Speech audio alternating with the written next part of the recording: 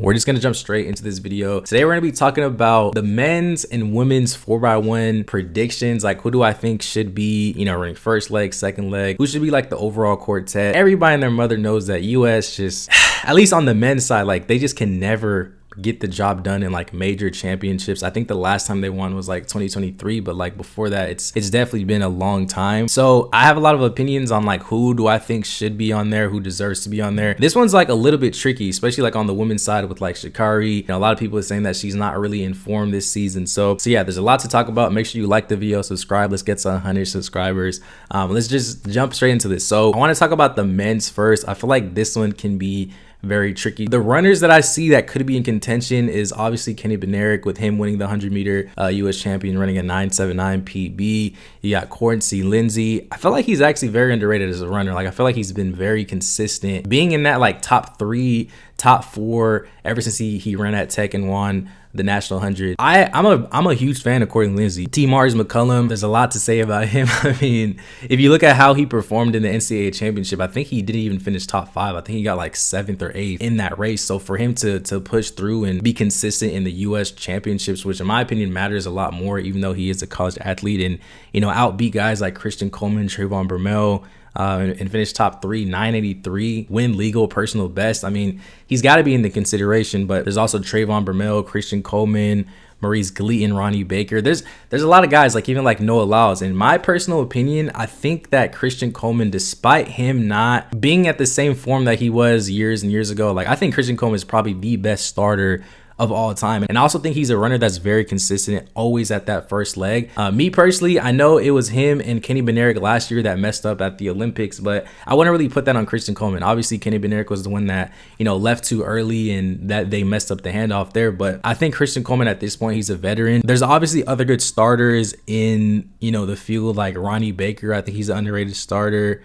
Trayvon Burmell. But I think with just the world catching up, you're just going to need somebody that's consistent and you can trust at that first leg. He's somebody that I don't think I've ever seen him mess up a handoff. So I have Christian Coleman running first leg. Second leg, there's a lot of guys in contention. I mean, you can put Kenny B there.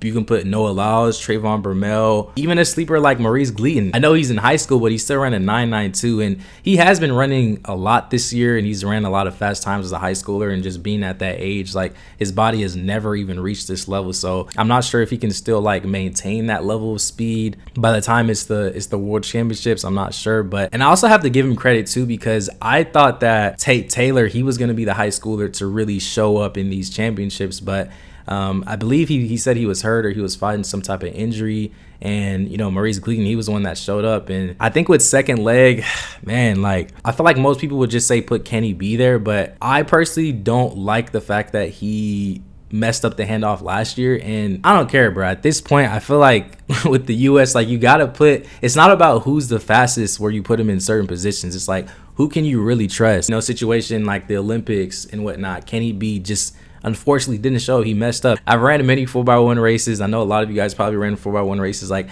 it's just not hard. I generally don't understand how the US just messes this up every single time. Like, don't leave early. If you know that you have to get the stick in a certain, parameter, why are you leaving early? It's always better to leave late, in my personal opinion, than it is to leave early, because at least the incoming runner can at least slow down or just adjust to the athlete that needs to receive the baton. So just leaving early, in my opinion, like I said, I'm not a Kenny B hater or anything like that. I still have him in contention to win the 100 in the World Championships, but I know it happened one time, but me personally, I just can't do it. On the second leg, me personally, I normally would put Fred Curley, but I don't think he's running this year, so I'm probably gonna have to go with Trayvon Burmell. It is a pretty sad story with him not making the top 3. I really want him to make it. I feel like he's just been through a lot over these past few years.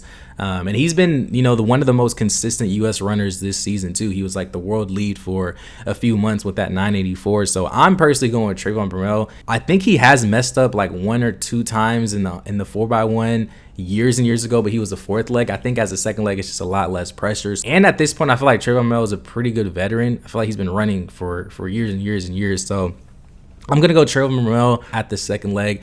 Third leg, there's not really too many like prolific curve runners. I know Arian Nayan, he's a guy that's been running.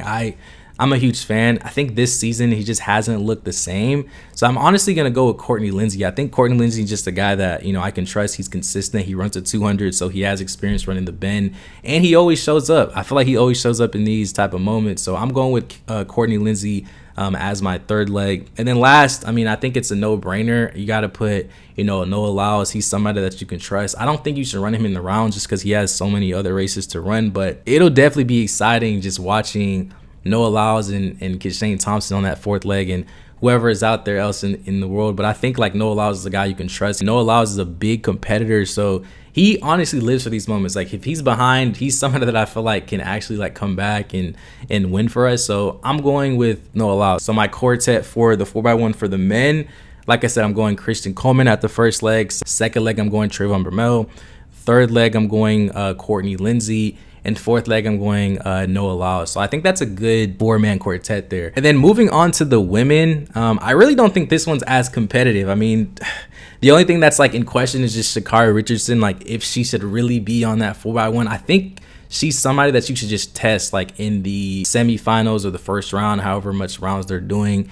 Even though she hasn't looked the same, I just feel like she's somebody that you just have to respect. And even at her level where she's at now, just not being at her, you know, peak form, she's still faster than a lot of girls out there. I know she didn't make the final in the 100, but there's still over like 30 or 40 days till the championship. So I think she's somebody that likes those big moments. I mean, we've seen her perform in high pressure situations at the Olympics and World Championships. So a lot of these other, you know, women, they haven't had that experience. And I think with Shacarri, you know, you can put her at that fourth leg and she'll bring it home. She's proven that she can do it. And there's a lot that I think that's going on with probably Shacarri, like outside of track. If you guys want like a more in-depth video about that, I'm definitely going to be dropping that, so make sure you subscribe for that. But yeah, I think Shacarri Richardson, I feel like you just can't leave her off. Like we got to just put her at that fourth leg, give her respect. So I'm putting her at the fourth leg. But first leg, I got to put Melissa Jefferson. I think she's the best starter out of this field. Tanisha Terry, she actually is a good starter. Never mind. Let me backtrack. I'm going with Tanisha Terry at the first leg. She's ran first leg before. She's somebody that's consistent, and she's really like a Swiss Army knife. Like you can run her at that first leg, you can run her at the third, second, even fourth. She has that experience too. So I feel like Melissa right now is having the same year that Shacarri Richardson had. I think it was like 2022 or 2023, where she's just running all these fast times. She's winning, she's celebrating, like she just looks very unbeatable. And you know, I probably do have her as the favorite to win the Worlds. I know Julian Alfred, she's going to be a tough beat. And then Shacarri Richardson, she's not really in form. And then, you know, there's no other U.S. track athlete on the women's side that's even comparing to Melissa right now. Like she's running 10.65 right now, so I can really see her running a very high 10.5. I really want to see that 100-meter world record. Like, God, I really wanted Shacarri to do it, but it just looks like things aren't really like in her favor at this moment. But yeah, I think Melissa Jefferson, she can probably do it. But yeah, I'm gonna put Melissa Jefferson at that second leg. So right now, Tanisha Terry, then Melissa Jefferson. Third leg can be anybody. I mean, you can put Tamari Davis there, Kayla White, who came out of nowhere. I believe she actually trains with Melissa Jefferson too, so they have that. So they already have that dynamic. You can kind of trust them, and the women really never mess it up too. But we also have to give Aaliyah Hobbs her respect too. I mean, she's really a veteran at this point too. She's running a lot of big meets, a lot of big races, even like in college and even at her professional level. Like, and she's also a very consistent like 10-9 runner too. So she is somebody that you can trust. Usually she runs straightaways like either second leg or fourth leg, but I think with Shacarri just there, I mean, it's just hard for me. But honestly, I'm not even sure if Shacarri is even running at the Worlds. I know she didn't even make it to the finals, so is she even in contention to run the 4x1? I'm honestly not sure, because even in the 200, she really didn't do that well. But that's honestly going to be my quartet for the women. Tanisha Terry, first leg. Melissa Jefferson, second leg. Third leg, Kayla White. And then fourth leg, Shacarri Richardson. And now that I'm kind of thinking about it, let me actually backtrack. I'm going to go Kayla White 1, second leg, Melissa Jefferson, third leg, Tanisha Terry, and then fourth leg, Shacarri Richardson. So I think that's a better lineup there. Let me know down below what you guys think. If you guys agree with me, disagree with me. Do you guys think this is the year that USA is going to get this done? I have a lot of faith in the women. I think they're going to get it done. But the men, I mean, it's really a hit or miss, man. Like, you never know. I think we have the best quartets and best athletes every single time, but we just can never get it done. But yeah, let me know down below. Let me know other video ideas y'all have, and I'll see you on the next